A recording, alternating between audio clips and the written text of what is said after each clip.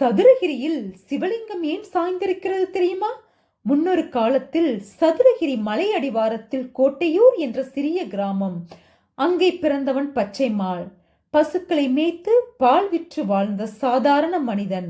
மனைவி மென்மையான மனம் கொண்ட சடைமங்கை. ஒவ்வொரு நாளும் மாமனார் வீட்டுக்கு பால் கொண்டு செல்வாள். ஒரு நாள் பாதையில் ஒரு துறவி வந்தார். அவரது கண்களில் தெய்வீக ஒளி. அம்மா, பசிக்கிறது, கொஞ்சம் பால் தருவியா என்று கேட்டார்.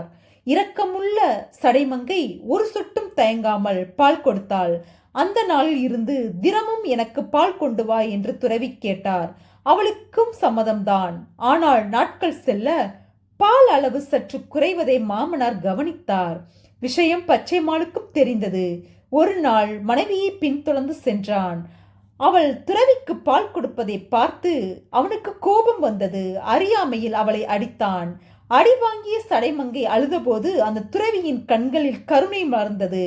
அவளுக்கு சடதாரி என்று பெயரிட்டு ஒரு தேவியாக சிலை ஆக்கி மறைந்தார். மனைவியை இழந்த பச்சைமான் அந்த நாளில் இருந்து மனம் உடைந்தவன்.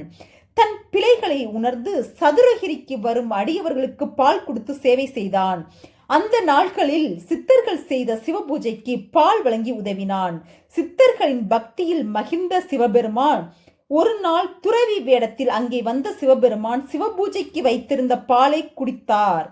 அதை கண்ட பச்சைமான் பூஜை பாலை குடிக்கிறானே என்று கோபம் கொண்டு கம்பால் அவரை அடித்தார். உடனே அந்த துறவி மறைந்தார். பதிலாக புலித்தோல் அணிந்த சிவபெருமான் காட்சி கொடுத்தார். அதிர்ந்த பச்சைமான், ஐயோ, சிவனையே அடித்து விட்டேன் என்று கதறி அழுதான். சிவபெருமான் அவனை கட்டி அணைத்து, நீ தேவலோகத்தை சேர்ந்தவன். உன் உண்மை பெயர் யாழ் வல்ல தேவன். யாழ் மீட்டு என்னை பாடி மகிழ்விப்பவன் நீ. சிற்றின்ப ஆசையால் சபிக்கப்பட்டு பூலோகத்தில் மனிதனாக பிறந்தாய்.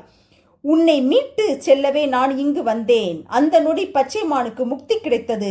அது லிங்கங்களிலும் பெருமை வாய்ந்தது என்றும் இன்றும் அந்த மகாலிங்கம் சாய்ந்த நிலையில் இருக்கிறது. அந்த தலையில் அடிப்பட்ட தழும்பும் இருக்கிறது.